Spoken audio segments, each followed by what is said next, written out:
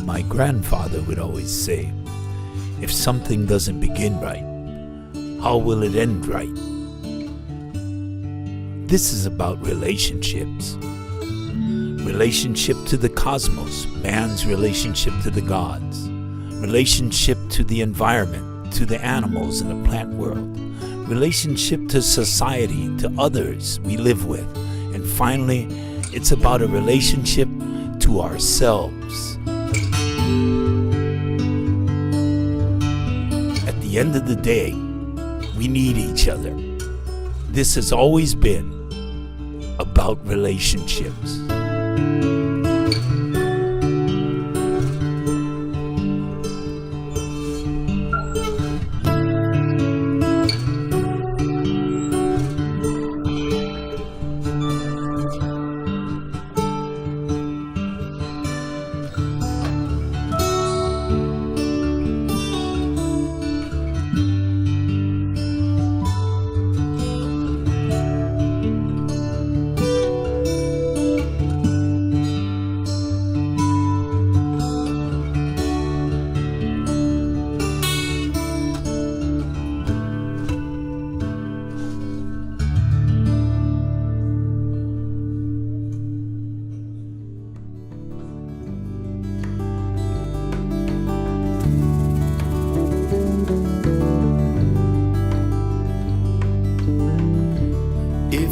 Listen to the wind.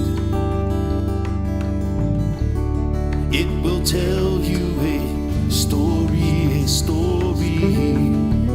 of a faraway land,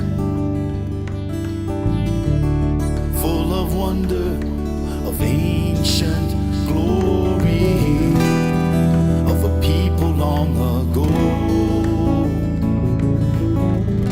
who made their way through hate and anger across that dark, dark sea to Mei Ulu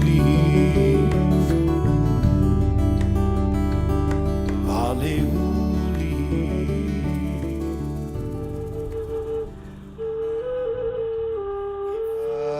Kahai na Hawaii lo kahia kuliki ulu kaman. The relationship that humans exercise with the natural world is complex. It is skewed, as it must be, tailored to our needs, driven by our desires, our expectations.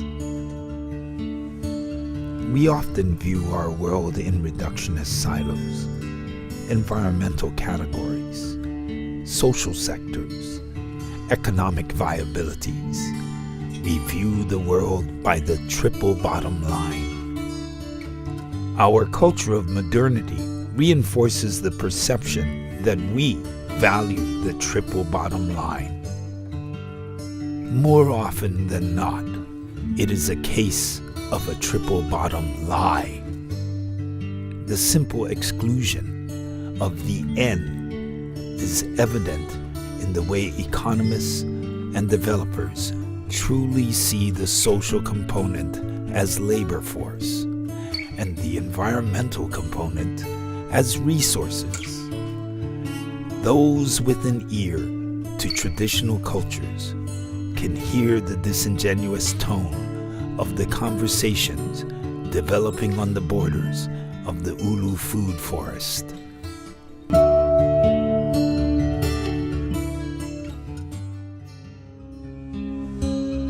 For thousands of years, Pacific Islanders have survived and thrived within sustainable systems, cultural systems, social systems, with a complex relationship to the natural world.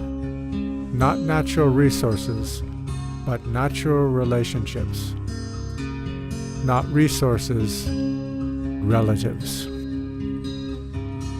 In 1778, when Captain Cook arrived in Hawaii, bringing with him the sensibilities of the West, that began to change.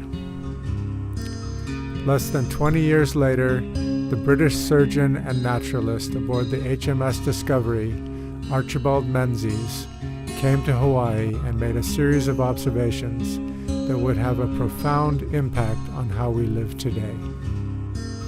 That too without slavery. By merely cherishing the tractable principle of industry and labor in the inhabitants, they might be gradually led on to perform every duty belonging to a plantation with the greatest ease and cheerfulness and at very little expense, which would certainly be much more satisfactory to their employers and the world at large.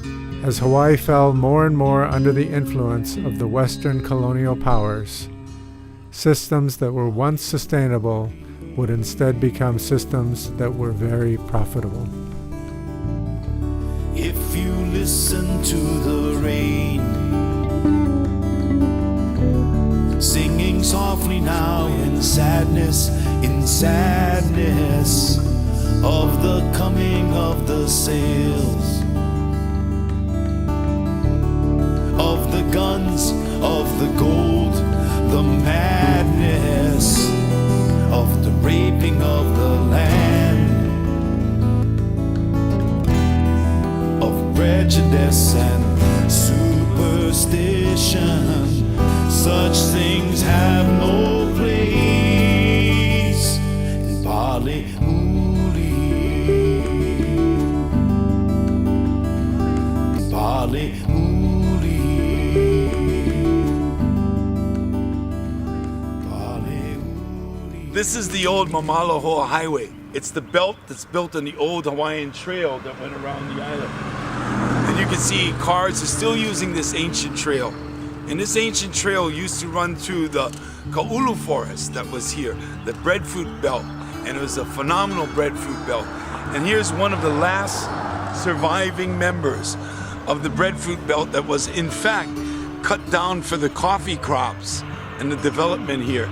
And you will see that this ancient tree, which is still laden with food, still giving to the community here, has been marginalized by the tools of modernity.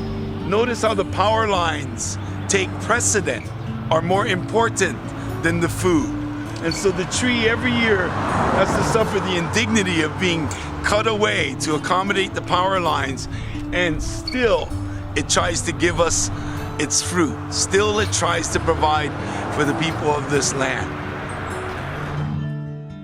Since 1794, visitors and newcomers to these islands have plotted profit potential and their own place in the benefit column, with very little regard to the cultural and religious significance of our relationship to our natural relatives.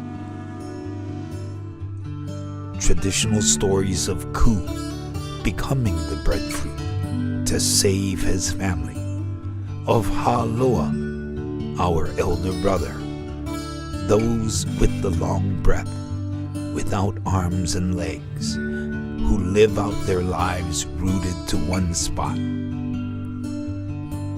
Let us not speak of the breadfruit as a resource, but revere breadfruit and all Haloa, all of the plant life that sustains us as relatives.